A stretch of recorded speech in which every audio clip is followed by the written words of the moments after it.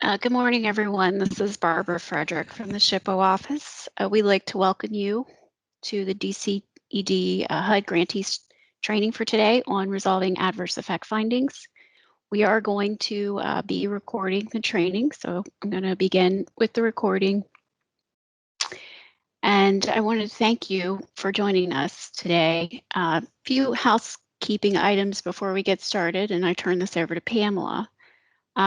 We're recording the webinar, so if there is information that you missed, don't worry, we're going to share the link to the recording on YouTube so you can save it and then refer to it. And if you're calling in and you're having trouble with your internet connection, Shelby sent the slides to you via email yesterday, and so you could follow along that way if it's necessary. And then we are using the chat function to manage questions today because we have such a large group. So you can just use that speech bubble icon to open up the chat box, type in your question, and then hit enter.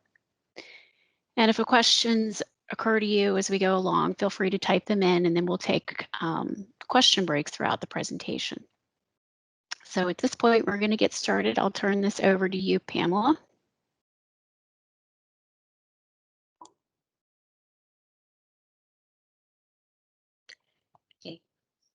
Good morning, everyone. This is Pamela Riley, Historic Preservation Specialist with the Pennsylvania State Historic Preservation Office.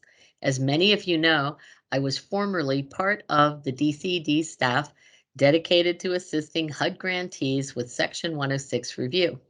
Thank you so much for taking the time to join us today, and thank you, Barbara, for the logistical assistance in sharing this webinar.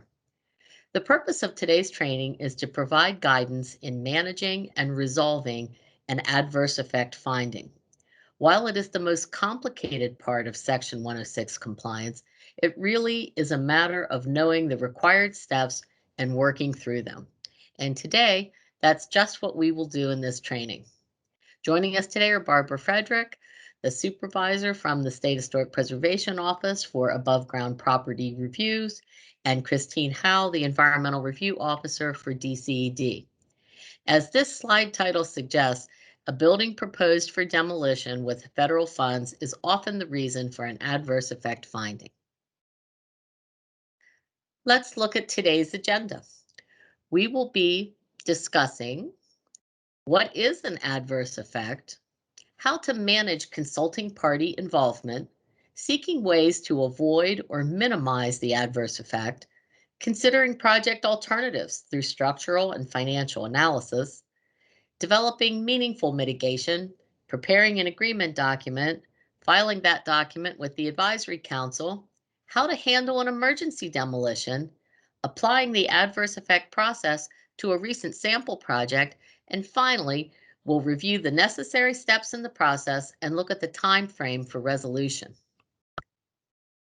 Next slide. In this chart of the Section 106 process, resolving adverse effects is the last step, occurring after federal agencies have completed steps 1, 2, and 3. After the federal agency has begun consultation with the SHPO and identified any historic properties in the project area, the federal agency, often with the help of the SHPO, makes a determination of project effect. If the project has the potential to adversely affect a historic property, the federal agency, the SHPO, and any interested consulting parties need to consider alternatives or modifications to the project design to avoid, minimize, or mitigate the adverse effect. If the adverse effect cannot be avoided, the federal agency must notify the ACHP, the Advisory Council on Historic Preservation, which is an independent federal agency responsible for oversight of the 106 process and of all adverse effect findings. Next slide, please. First of all, let's go over just what an adverse effect finding is. The legal definition is provided on this slide, taken directly from the federal regulations, which define the Section 106 review process. Simply put, an adverse effect occurs when a federal project directly or indirectly affects a historic property in a negative way, which impacts its integrity. Integrity in this use is the ability of the property to convey its historic nature. Next slide, please. HUD-funded projects can result in adverse effect findings in several ways. Most often, it is demolition of a blighted historic building that results in an adverse effect finding. And remember, a historic building is one listed in or eligible for the National Register of Historic Places, or a contributing building in a National Register Historic District. Rehabilitation of a historic property can also cause an adverse effect if the rehab does not meet the Secretary of the Interior standards, a federal guideline for the treatment of historic properties. Less often, new construction in a historic district or directly adjacent to a historic property can cause an adverse effect. This could be incompatible new construction attached to a historic building or new construction of an incompatible size, scale, and setback in a historic district. It is also possible for new construction to have an adverse effect on an archaeological site if the new construction cannot be moved to avoid the boundaries of the site. This is a relatively rare occurrence, but it is important to point out that archaeological sites are historic properties too, and projects which damage them can cause an adverse effect.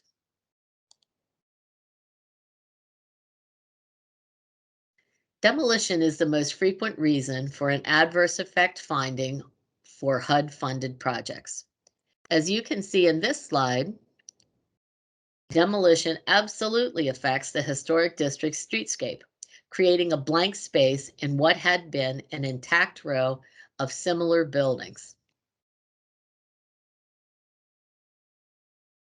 While demolition leaves noticeable gaps in any streetscape, demolition along primed commercial streets exacts a heavy toll on historic districts.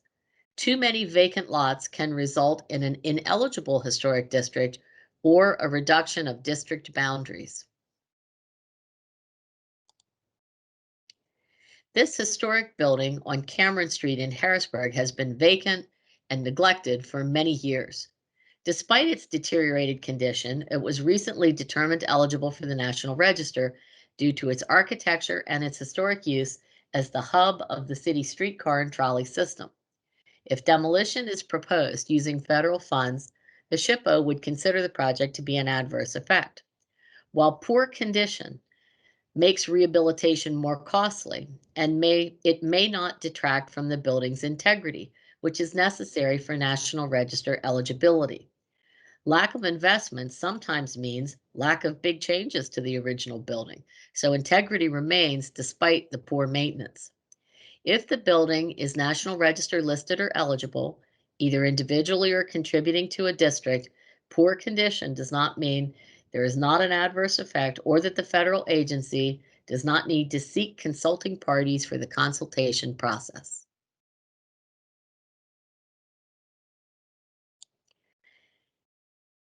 It is important to note that new historic properties are identified all the time. The National Register is not a finite or unchanging list. Thus, not all adverse effect findings are anticipated.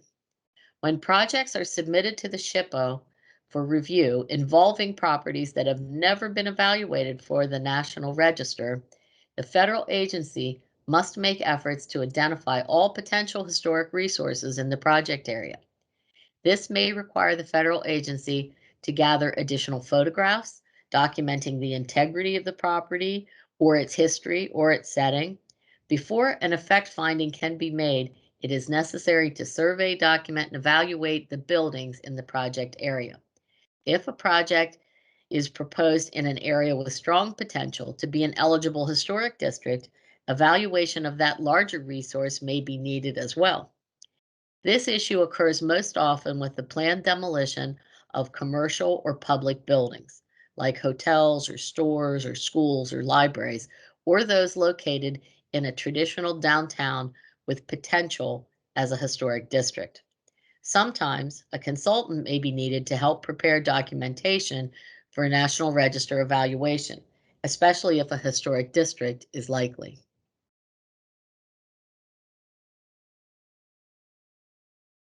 Rehabilitation of a historic building to allow for their continued use is encouraged, but it must be done in a way that does not affect the character of the historic property. In this historic streetscape, the fenestration pattern or arrangement of windows, decorative cornice, and brick facades are all character-defining features. The rehab of the building on the left clearly does not preserve the character-defining features of this row house. There have been dramatic changes to the original pattern of windows. The building has lost its traditional cornice at the roof edge. And if such changes were proposed as part of a rehab, the project would certainly result in an adverse effect. It is important to note that in federally funded rehab projects, it is not required that missing or altered historic features be restored, just that existing historic features be retained and treated appropriately. Sometimes rehab projects need to undo or redo past unsympathetic changes. Then the building's original historic appearance is the design guide. Next slide. When a project includes new construction in a historic district or affecting an individual historic property, the new design must be sympathetic to its surrounding to avoid an adverse effect.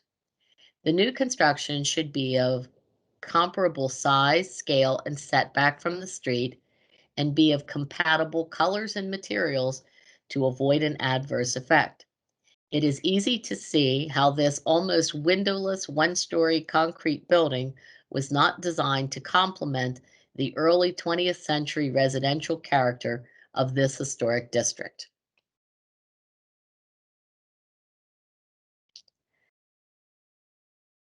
Next slide. Now that we understand just what an adverse effect finding is, let's move on to the next step in the 106 process.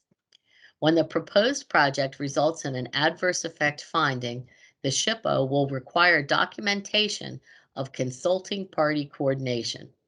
In our current pandemic challenge times especially, most consulting party meetings are conducted via conference call or Zoom call. Our last training covered the topic of consulting party coordination. It is available for review at the website shown on the slide. As a quick reminder of the consulting party coordination process, a list of likely participants is shown on this slide. Next slide. Once consulting parties have been contacted and a meeting has been set, the first priority is to explore ways to avoid or minimize the adverse effect through the consideration of alternatives to achieve the project goal. Prior to any discussion of mitigation, it is necessary to document measures taken by the federal agency to avoid or minimize adverse effects to historic properties. This involves considering alternative designs that avoid or minimize adverse effects. Avoidance and minimization of an adverse effect can be done in several ways.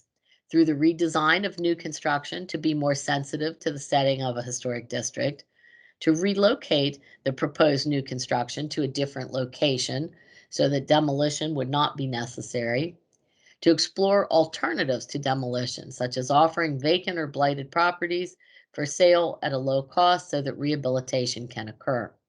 For projects involving eligible archaeological sites, usually a mitigation plan to avoid the site is developed. It is in the best interest of the federal agency to avoid the archaeological site if possible. If the project will disturb or destroy the site, resulting in an adverse effect, mitigation is usually excavation of the entire site to collect the information it contains, which can be very expensive. It will be necessary to share documentation of consideration of alternatives with the SHPO and consulting parties. This can include structural analysis to show why rehab is not feasible, cost analysis to compare the rehab costs to the appraised value of the property, an economic feasibility study to show why project alternatives are too expensive to pursue. Materials analysis can show why replacement is needed, not repair. Documentation of alternatives to demolition, such as marketing of the property to new owners, can also be pursued.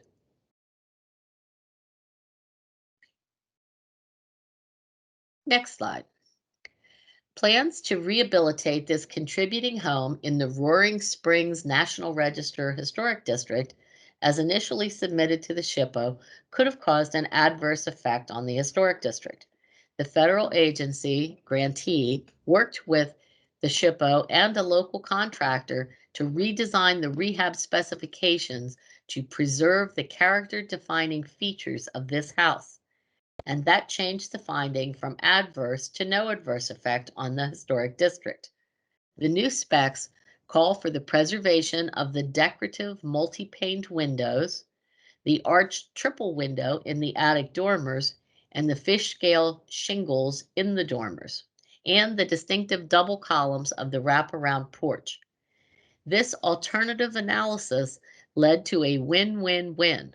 The homeowner got a rehab that preserved important and attractive architectural features of the house, and the SHPO and the federal agency did not need to take on the added duties of resolving an adverse effect. Let's take time Okay, for a few questions. and if you have questions, I don't see any in the chat function in Teams right now, but if you do have questions, feel free to add them there since we have such a large group today. And I think the chat conversation is visible as part of the recording. But if we don't have any questions, I think we could go ahead with the next part of the presentation, Pamela. Okie doke.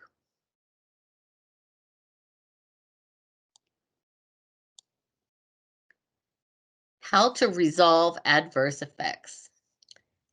The implementing regulations indicate adverse effects for federally sponsored projects need to be resolved through consultation between the agency, the SHPO, tribes, if involvement is suggested, and other consulting parties. Adverse effects are resolved by considering ways to avoid, minimize, or mitigate the project's adverse effect. This happens through an active exchange of information between the consulting parties, the agency and the SHPO. If avoidance of an adverse effect is not possible, then it is necessary to document a commitment to mitigate or compensate for the loss of integrity through mitigation. Next slide. Mitigation is compensation for the loss of integrity of a historic property caused by a federal undertaking. Section 106 is procedural in nature and does not mandate a preservation outcome. For this reason, when there is an adverse effect on a historic property, mitigation should be the most important outcome of the consultation process. When it becomes necessary to draft an MOA, the agency should work to solicit ideas, suggestions, and input from consulting parties and the public to inform the development of proposed measures to avoid, minimize, or mitigate the adverse effect. Traditional mitigation ideas have included documentation, salvage of materials, preparation of interpretive and educational materials, and design review. The SHPO continues to support these efforts if they are appropriate for the project based on its size, scope, and setting. We have also worked hard to find more meaningful mitigation that can result in better project and historic preservation outcomes, which have a greater public benefit than those standard approaches. To that end, we have developed these criteria for meaningful mitigation that are posted on our SHPO website. Factors for consideration include the significance of the property, the benefit to the public, meeting the needs of all parties, enhancement of knowledge or protection of historic properties in the community, and of course, cost.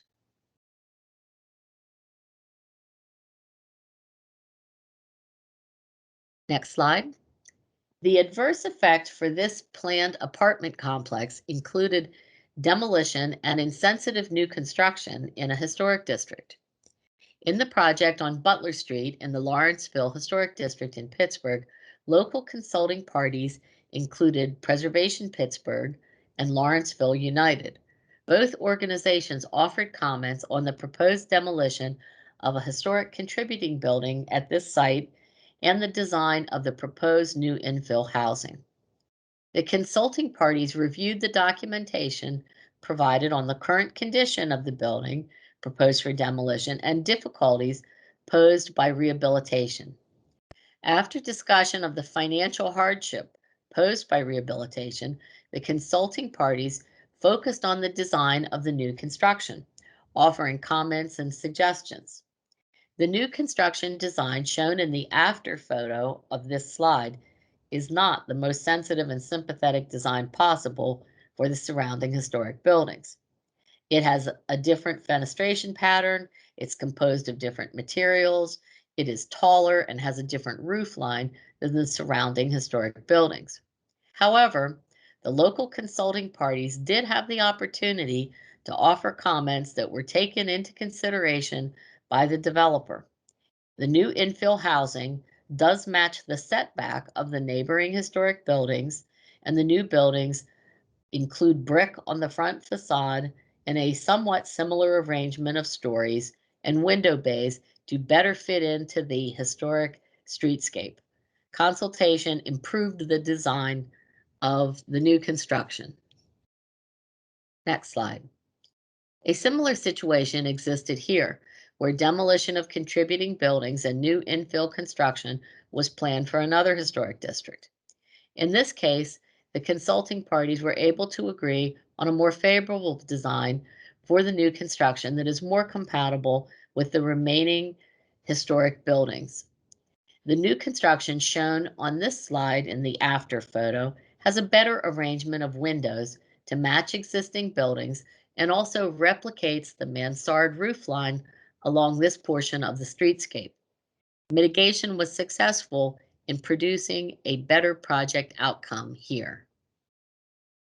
Next slide. This slide shows an example of meaningful mitigation with a public education benefit. The photos show the development of educational materials such as public exhibits and signage, which helped to raise awareness of the historic district for locals and visitors. Website development is another effective way of sharing information about the history and architecture of the community. Public history or archaeology days can also serve as useful mitigation strategies to increase public awareness about a historic or archaeological site. Next slide. Mitigation can also be meaningful if it enhances knowledge of and protection of historic properties as shown in these two examples. To mitigate for the loss of a building in a downtown commercial district, a comprehensive study, including a reassessment of National Register eligibility, design guidelines, and a structural and market analysis was prepared.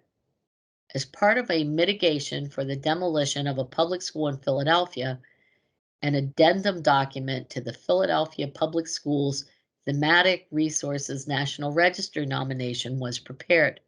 This study of historic schools in Philadelphia is a useful guide for planners, highlighting important school properties and illuminating historic themes in school building in the city. It will aid in the evaluation of future schools for federal projects and hopefully inspire efforts to preserve schools with educational and architectural significance. Next slide. If the mitigation measures are outlined in a document called the Memorandum of Agreement, it will specify who is responsible for the actions included in the agreement. The MOA also provides details on how the mitigation measures will be done and sets timeframes for completion and review. It is the role of the federal agency to prepare the agreement, although the SHPO will provide direction and templates. There are several tools available to you to aid in the development of an MOA. These tools include the SHPO Word template for a two-party agreement suggested by the Advisory Council, the Advisory Council guidance on their website, including a checklist for how to create an agreement. Once the MOA is executed, fully signed by all parties with a role in the mitigation, the agency proceeds with the project undertaking under the terms of the MOA. Demolition or other physical actions related to the project cannot proceed until the agreement is signed. And Pamela, I would just interject here to let everyone know that in the email Shelby sent to you yesterday with the slides for the presentation, the Word template for a two-party agreement, meaning between the agency and our office, the SHPO office, was included. So you can use that if you do have an adverse effect that you need to resolve. That is the template that we follow. So I just wanted to point out that you have a copy of that. Thank you.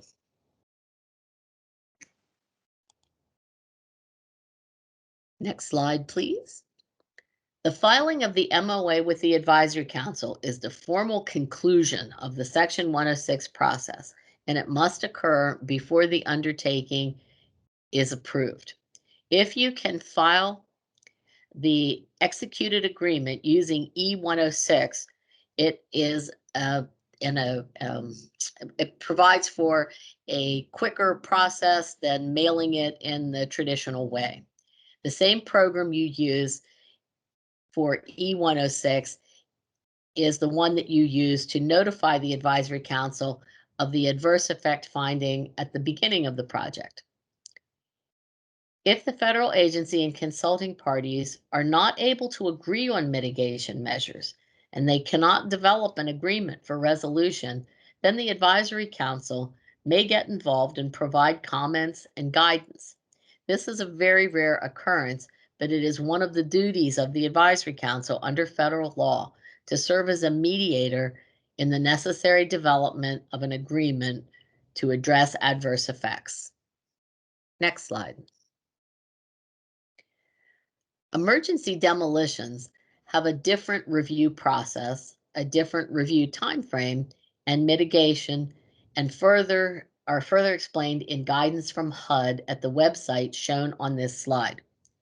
Projects eligible for emergency demolition and expedited review include disasters declared by the President and, more commonly, emergencies declared by the chief elected official for the responsible entity. These project submissions require adequate documentation to establish if an emergency exists, including photographs and a declaration that a property is an imminent threat to public health and safety. If the property is considered to be historic, and standard mitigation for this project might involve a written history of the structure, including its date of construction, the architect or builder, a chain of title and other available historic information, a written description of the structure, including interior and exterior features, and photographs of the interior and exterior of the structure, while interior photographs are only required if the structure is safe to enter. The federal agency should contact the SHPO reviewer by email to make sure they are aware of the emergency demolition submission. The emergency demolition should be submitted for review using the new PA Share system and making sure to include emergency demolition as the part of the project name, including the project address. If the SHPO accepts the emergency demolition documentation, a response is emailed within 5 days of receipt.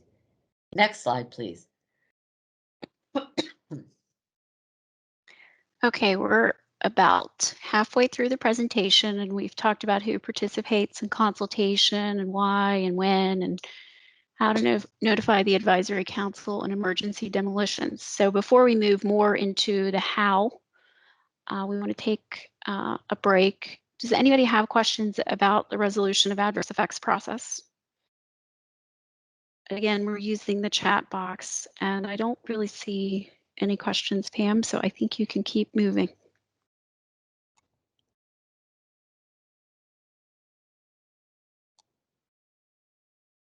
Let's go on to the next slide, where we are now going to look at a sample project. Let's look at a recent project with an adverse effect on historic properties. Both of these vacant and neglected buildings were proposed for demolition and new construction using HUD home funds. Their location in the recently National Register listed Waynesboro Historic District and status as contributing buildings meant that their removal would be an adverse effect on the historic district. While they were indeed in poor condition and looked far worse on the inside than this photo demonstrates, the Section 106 process required the federal agency and grant recipient to coordinate the consulting party process to resolve the adverse effect on the district. Next slide. Representatives from the SHPO, the borough, the planning office, the developer, the community's Main Street program met via conference call to discuss the project. Project alternatives were discussed, and local insight into the issues was very helpful in conveying community needs and desires, as well as project constraints. Remember that the consulting party process allows all perspectives to be shared, even those that do not favor preservation. Section 106 allows for the exchange of information and ideas among those with a vested interest in the project. Next slide. First, the consulting parties introduced themselves and provided useful background on both the needs and constraints of the project. The SHPO explained how the adverse effect process works. The consulting parties discussed impediments to rehabilitation. An engineering analysis of the buildings showed structural deficiencies that would add greatly to the cost of the rehabilitation. Even with financial incentives, like the Historic Rehab Tax Credit Program, rehabilitation of the two buildings was not deemed economically feasible. The alternatives to demolition as a way to remedy these blighted buildings and protect the surrounding neighborhood were not feasible. The consulting parties then turned their attention to minimization, focusing on securing the best design for the new construction possible. The developer for the project worked with the consulting parties to address the primary concern of designing the new houses to be compatible with the historic streetscape. Next slide. The SHPO and others discussed ideas on the most sympathetic design for the new construction that would fit within the project budget. Via email exchanges, SHPO staff pointed out the noticeable characteristics of this block of the historic district: a common street setback, front-facing gables at the roof line, and the presence of front or side porches. The photo in this slide highlights the porches and front-facing gables, key characteristics of this neighborhood. The developer was encouraged to create a new construction design that incorporated those elements. Historic preservation professionals and others can offer good advice about thoughtful project design. Sometimes it is in the community's best interest to have outside groups push for design concessions. Next slide. As part of the consultation process, consulting parties offered comments and the developer responded. This slide shows the preliminary design for infill housing submitted by the developer and the SHPO's suggestions. The developer was very cooperative in designing infill housing that blended into the historic streetscape. The design proposed had the right scale, size, and setback from the street, all appropriate for the setting. The developer also addressed the desire to include front-facing gables and a front porch in the proposed design. Architectural historians on the SHPO staff made suggestions to refine the design, such as the removal of stone panels adjacent to the front door, since the treatment was not seen elsewhere in the historic district and would make the house stand out and look new. The developer noted that losing that stone feature would be a cost saving to invest elsewhere in the design of the building. The SHPO staff also suggested alternative treatments for the areas underneath the gables, perhaps a decorative window or fish scale shingles as seen elsewhere in the historic district. At the end of the consultation, agreement was reached on the design of the infill construction, and the drafting of an agreement to resolve the adverse effect could begin. Next slide. The consultation party meetings consisted of 2 conference calls with all parties. Additional follow-up emails and phone calls with the signatories took place to draft the agreement and answer any questions that might have arisen. Mitigation ideas included design review of the new construction, much of which already took place in consultation, minimal photo recordation of the buildings to be demolished to be shared with the local historical society, preservation public outreach to include the inclusion of educational materials on the borough website, and a monitoring system by the borough for other at-risk buildings in the historic district. This mitigation idea was not supported by the borough due to concerns for available staff, and it was not included in the agreement, but the other mitigation ideas were included in the agreement. The image on the right shows the written stipulations as they appear in the agreement. Next slide. Here's the final agreement that was executed for the adverse effect on the historic district. You can see it includes whereas clauses that explain why an agreement is needed due to the use of federal funds for demolition and due to the adverse effect on the Waynesboro Historic District. The commitment for Franklin County to carry out the agreed upon mitigation measures is the header underneath the stipulations section of the agreement. The mitigation stipulations are specific, indicating who is legally bound to carry out the mitigation actions under a specified time frame for completion. For example, Luminest, the developer, and the county will submit pre-construction plans, both pre and post bid, to the SHPO and local consulting parties for review and comment. The SHPO agrees to review the plans and provide comments within 7 days of receipt. The final agreement represents the cooperation of all signatories to facilitate the process and create the best project possible. Next slide.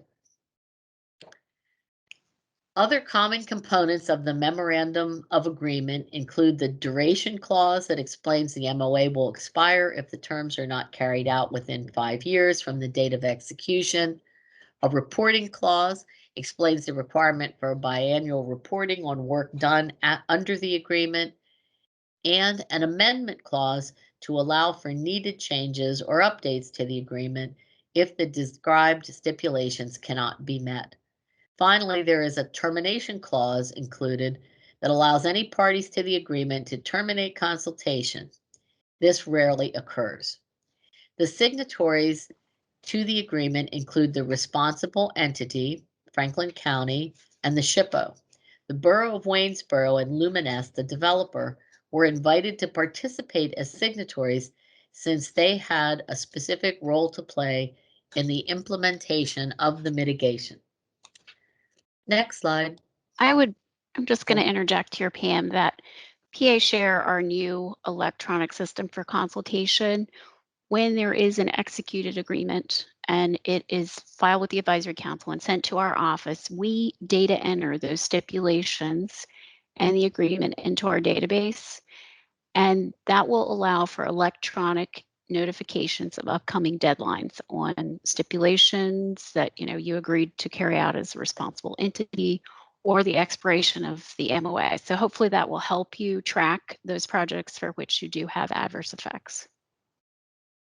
I think that will be helpful to have those reminders when certain stipulations are coming due, because many of us have lots on our plate, and it is you as you jump from one responsibility to another, it's easy to overlook deadlines as they are approaching for projects that seem like they are already well on their way to completion.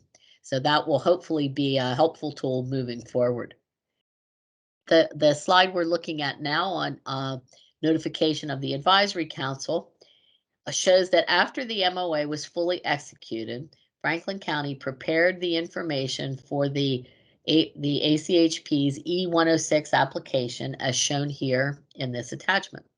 The documentation explains to the Advisory Council the path that was taken to get from an adverse effect to the final executed agreement. The ACHP sends a response letter indicating that they reviewed the notification and supporting documentation and concluded that their participation was not needed. They also indicate the filing of the final agreement as the end of the Section 106 consultation for this project. Now we can take a few questions about the specifics of the sample project we just showed you. And I'd also like to comment that everyone involved with that particular adverse effect project in Waynesboro really did a great job. It was the adverse effect process can be a demanding one, and it does require more time and effort than many busy people would like to set aside. But we were all very satisfied that all of the consulting parties there did all they could to work together and to make the project come to a satisfactory completion. So kudos to Waynesboro. They did a great job without a whole lot of past experience in managing an adverse effect process. Any questions from anyone else? I'm not seeing any in the chat box, so I think we can go ahead and finish up the presentation. And if you do have questions, or if you have them after we're finished today, you can always get in touch with Pam or myself. I would like to think that Barbara and I have explained this so well that you don't have any questions, or perhaps we have just frightened you into silence. But we will certainly be happy to answer questions as part of this webinar, but also subsequent to the posting of this and the sharing of this information. If you think of things after you mull over these ideas, we are available to answer questions later on. So let's go over the steps for projects with an adverse effect. This step-by-step review process will lay out what you have to do and when. Please note that the federal agency is responsible for most of the steps. The federal agency prepares a project submission to send to the SHPO for review.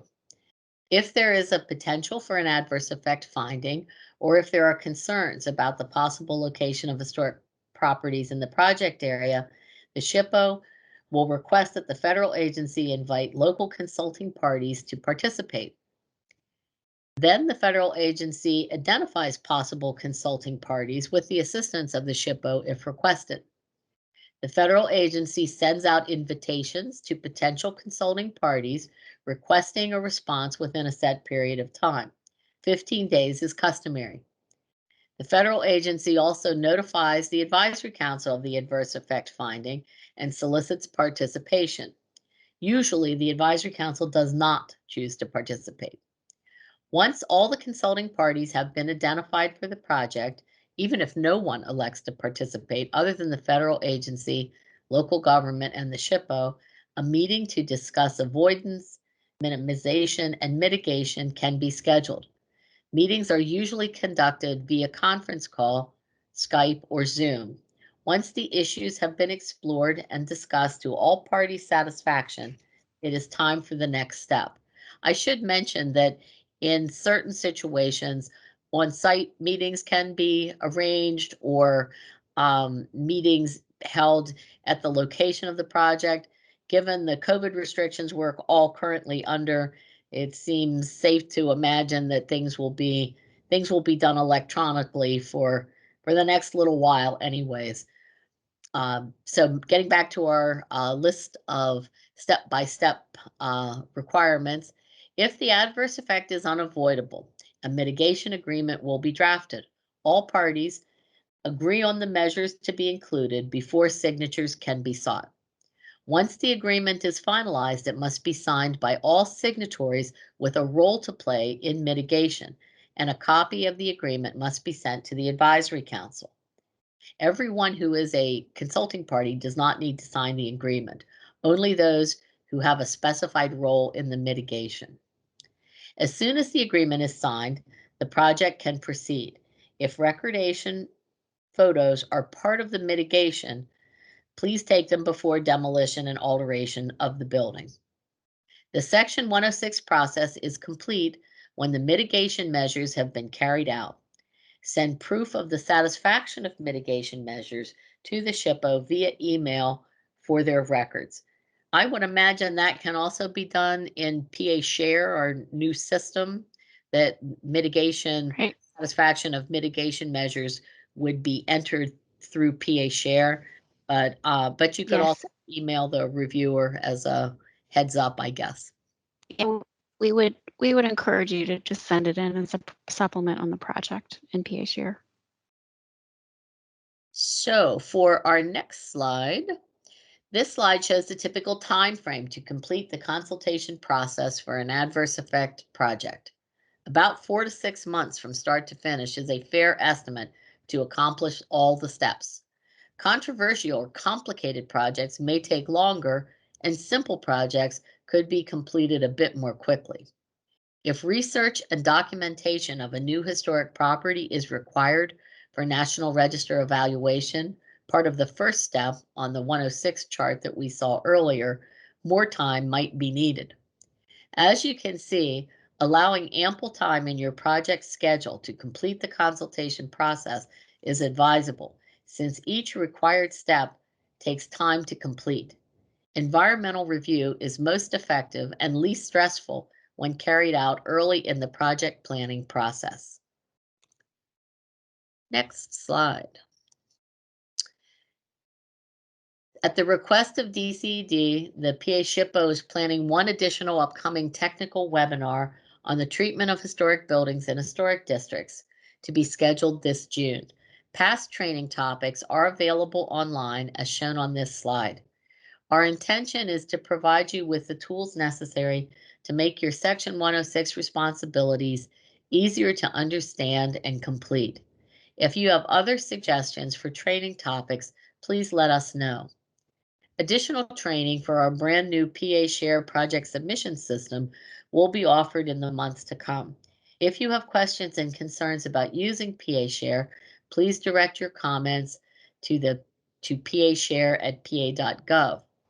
The Pennsylvania SHPO has a dedicated help desk staff to assist you via email. And numerous aids are also available on the PA Share landing page, including frequently asked questions. Barbara, maybe you have more to add on that topic? No, I think if you have questions about how PA Share works, like very general questions, or if you have login issues, you can certainly email the help desk at pashare@pa.gov.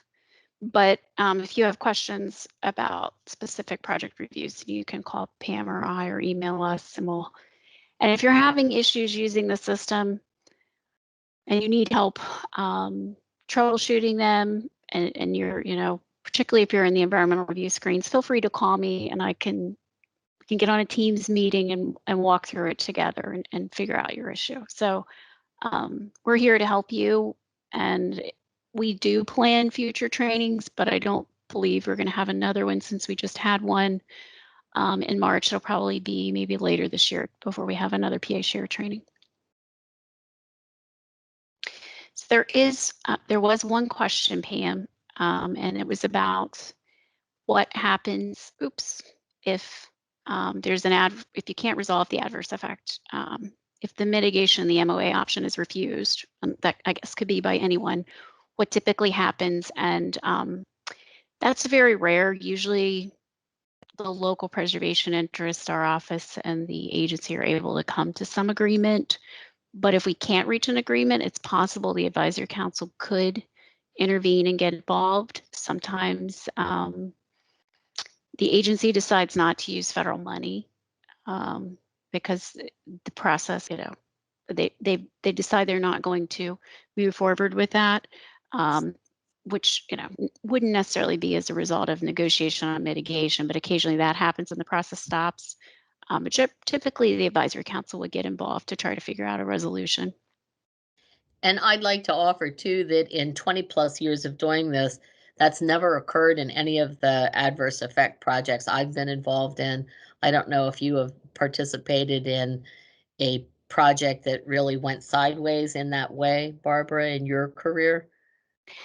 I have participated in several projects like that, and often it's simply because there's just failure to reach agreement, and no matter how many meetings you have, there's an impasse, and then at that point, the advisory council,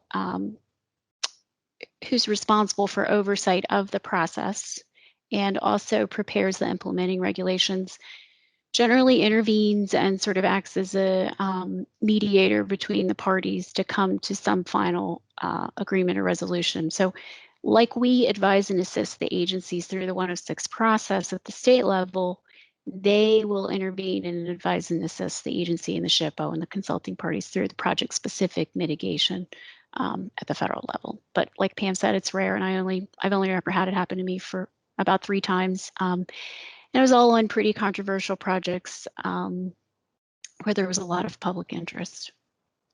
So, any other questions? I think we might also add that the agreement that's drawn up is between the parties that must participate in the agreement, that must sign the agreement.